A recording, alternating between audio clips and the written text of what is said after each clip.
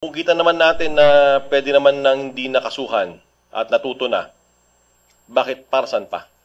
Pero yung mga walang ya na gumagamit ng police uniform at nagpapakilalang pulis at ginagamit pa sa krimen, walang kapatawaran yun. Yun ang isushoot natin. Yun ang dapat nating hulihin. Yun dapat natin i-crackdown. Yung access din sa general public ng mga uniforms at paraphernalia ng pulis, dapat yun din may crackdown. Saan ba nanggagaling lahat ng ito? Kundi din sa unauthorized access ng PNP uniforms. We solve it at the source.